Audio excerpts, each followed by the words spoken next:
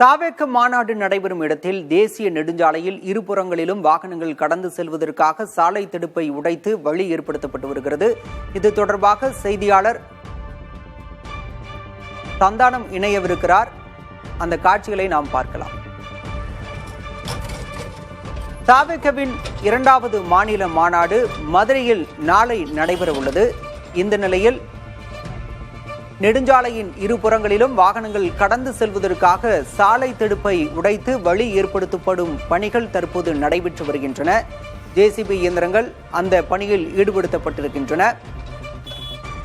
வாகனங்கள் மாநாட்டிற்கு வந்து செல்லும் வகையிலும் தேசிய நெடுஞ்சாலையின் இருபுறங்களிலும் வாகனங்கள் கடந்து செல்வதற்காகவும் சாலையின் தடுப்பு உடைக்கப்படுகின்றது. இதற்காக ஜேசிபி அந்த பணியில் ஈடுபடுத்தப்பட்டிருக்கிறது. அண்மை செய்தியாக பார்க்கின்றோம். இது பற்றிய விவரங்களோடு செய்தியாளர் சுரேஷ் இணைந்திருக்கிறார். சுரேஷ், கூடுதல் விவரம். பாலா, தற்போது நாம் இருக்கக்கூடிய அந்த மதுரை மாவட்டம் பாரப்பத்தி பகுதியில் நாளைய தினம் தமிழக வெற்றி கழகத்தின் 2வது மாநில மாநாடு நடைபெற உள்ளது. இந்த மாநாட்டை ஒட்டி நாம் பார்த்துக் கொண்டிருக்கிறோம். மாநாட்டு திருடலுக்கு எதிராக சாலையை, தேசிய நெடுஞ்சாலையை கடப்பதற்கு வசதியாக சாலையின் நடுப்பகுதி இடித்து அப்புறப்படுத்தப்படுகிறது. வழக்கமாக 2 சாலைக்கும் இடையே சென்று வருவதற்கு இந்த இடத்தில் பாதை கிடையாது. அதனால் நாம் தற்போது பார்க்கக்கூடிய இதே இடத்தில் முக்கியமாக ஆம்புலன்ஸ் வாகனங்கள் கடந்து செல்லக்கூடிய பாதையாக இருக்கிறது.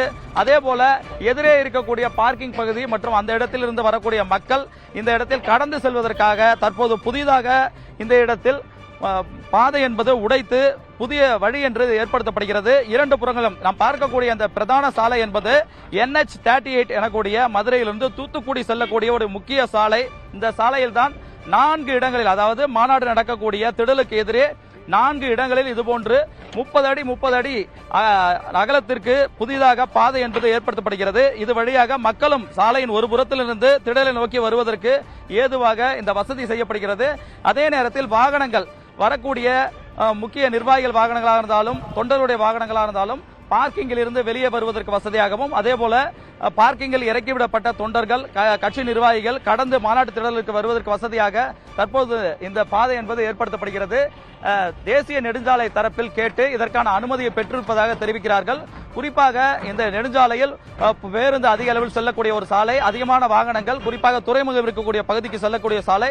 இப்படிப்பட்ட தேசிய நெடுஞ்சாலையில் தான் தமிழக வெற்றி கழகம் சார்பில் வலியுறுத்தி இதற்கான அனுமதியை பெற்றிருப்பதாக கூறுகிறார்கள். அதே நேரத்தில் இந்த பொது மாநாடு என்பது நிறைவடைந்த பிறகு மீண்டுமாக இந்த இடத்தில் இதே போல இந்த கட்டமைப்பை ஏற்படுத்தி தர வேண்டும் என்று வலியுறுத்துகிறார்கள். நாம் பார்த்துக் கொண்டிருக்கிறோம். போக்குவரத்து காவல்துறை வந்து இந்த இடத்தில் விசாரிக்கிறார்கள். எவ்வளவு தூரம் இந்த இடத்தில் சாலை என்பது துண்டிக்கப்பட்டு, அதாவது குறிப்பாக 2 சாலைக்கிடையே வழி ஏற்படுத்தப்படுகிறது என்பது குறித்து கேட்டுக்கொண்டிருக்கிறார்கள். போக்குவரத்து காவல் ஆய்வாளர் நேரடியாக விசாரிக்கிறார். தற்போது நாம் பார்க்கக்கூடிய இந்த ஒரு பகுதி மட்டுமில்லாமல் இதே போன்ற மாநாட்டு திடல் சுமார் 1 கிலோமீட்டர் இடைவெளிக்குள்ளாக 4 இடங்களில் மொத்தமாக இதே போன்ற சாலை என்பது 2 புறங்களும் சென்று வருவதற்கான புதிதாக வழி ஏற்படுத்தப்படுகிறது. பாலா,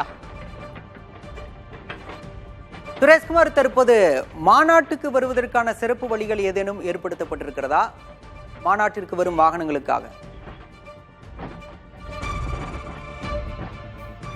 மாநாட்டை பொறுத்தவரையில் இந்த சாலை, அதாவது பாரப்பத்தி எனக்கூடிய இடத்தில் தான் மாநாட்டு திடல் என்பது அமைக்கப்பட்டிருக்கிறது. 250 ஏக்கர் பரப்பளவில் இந்த மாநாட்டுக்கான திடல் ஏற்பாடு செய்யப்பட்டிருக்கிறது. அது மட்டும் இல்லாமல் 3 முதல் 6 இடங்களில் கார் பார்க்கிங், பேருந்து உள்ளிட்டவை, வேன் போன்றவை நிறுத்துவதற்காகவும், அதே போல இருசக்கர வாகனங்கள் கூட நிறுத்தி வைப்பதற்காகவும் இந்த பார்க்கிங் வசதிகள் செய்யப்பட்டிருக்கின்றன.